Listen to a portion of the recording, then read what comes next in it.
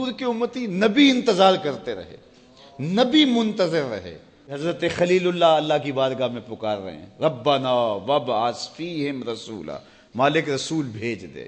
کوئی کہتا ہے لیسا بفظ ولا بغلظ، وہ ترشرو نہیں ہوگا، سخت مزاج نہیں ہوگا، ماتھے پہ شکنے لانے والا نہیں ہوگا، وہ پیار بانٹنے والا ہوگا، بس وہ آیا جا رہا ہے۔ حضرت عیسیٰ نے تو نام بھی بتا دیا نا، مبشرا برسول یاتی من بعد اسمہ احمد، لوگوں میں جا رہا ہوں، چلو نام بھی بتا دیتا ہوں، میرے بعد جو آنے والا اس کا نام احمد ہوگا۔ نبی انتظار کرتے رہے، 12 نبیوں نے انتظار کیا حضور کی امت میں ہونے کے لیے، تمنا کی۔ نستورہ راہب انتظار کرتا رہا، بحیرہ راہب انتظار کرتا رہا۔ شب ہجر کی سختیاں کوئی اس سے جا کے پوچھے، تیری راہ تکتے تکتے جسے صبح ہو گئی۔ زندگیاں گزار دی انہوں نے۔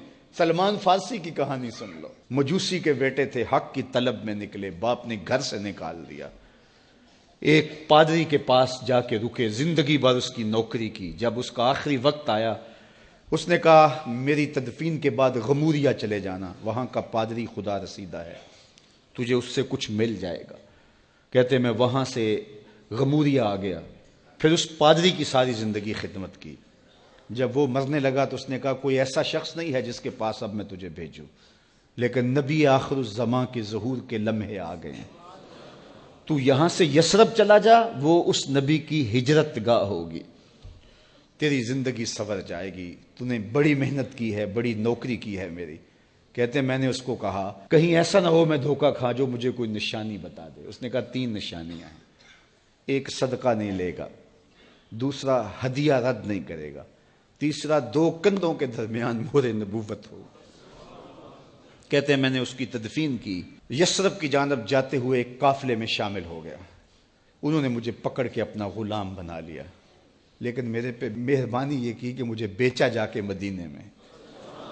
ایک یہودی نے مجھے خرید لیا، میں اس کے باغ میں گوڈی کرتا تھا، کام کرتا تھا، کھجوریں توڑتا تھا، لیکن میں انتظار میں تھا کہ کبھی وہ نبی آخر الزمان آئے تو مجھے دید ہو، کبھی عرش پر، کبھی فرش پر، کبھی ان کے در، کبھی در بدر۔ غم عاشقی تیرا شکریہ، میں کہاں کہاں سے گزر گیا۔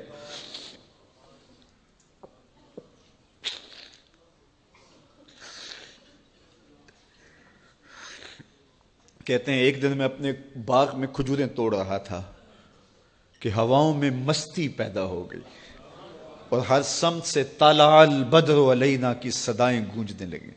میں سمجھ گیا کہ وہ لمحے آ گئے، میں نے چھلانگ لگا دی اور دوڑ پڑا۔ میرے آقا نے سمجھا شاید غلام بھاگ گیا، اس نے دوڑ کے مجھے پکڑ لیا۔ میں نے اس کو کہا کہ میں نوکر تیرا ہی ہوں، لیکن دل نوکر کسی اور کا ہے، میں بھاگوں گا نہیں، مجھے جانے دے۔ میں کچھ کھجوریں لے گیا تھا صدقے کی نیت سے، جا کے حضور کو پیش کی۔ آقا کریم نے فرمایا ہم نبی صدقہ نہیں لیتے۔ کہتے ہیں نشانی ایک پوری ہوگی، کہتے ہیں کہ میں کچھ دنوں کے بعد اور کھجوریں لے گیا اور میری نیت ہدیہ کی تھی، میں نے پیش کی، حضور نے قبول فرما لی، لیکن میں بھی کہتا تھا تیسری نشانی بھی پوری ہو لے تو پھر مانوں گا، اور وہ کیا تھی؟ 2 کندھوں کے درمیان مہر نبوت۔ کہتے ہیں ایک دن حضور میرے باغ میں آئے اور آقا کریم نے اپنے مبارک کندھے پہ چادر رکھی ہوئی تھی اور چادر کی اوٹ میں مہر نبوت چھپی ہوئی تھی، اور میں پیچھے ہو کے دیکھتا تھا، اور میری آرزو یہ تھی کہ کوئی تیز جھونکا ہوا کا آئے اور چادر ہٹ جائے اور میں مہر نبوت کی زیارت کر لوں۔ حضور میرے ارادہ قلب سے آگاہ ہوئے، فَأَلْقَى إِلَيَّ رِدَاءَهُ، حضور نے چادر اتار کے میری جانب پھینکی اور پھر ایسے رخ کر کے فرمایا انظر الی ما امرت بہ، اس پادری نے جو بتایا تھا دیکھ لے آ کے۔ تو کہا میں نے دیکھا کہ حضور کے دو کے درمیان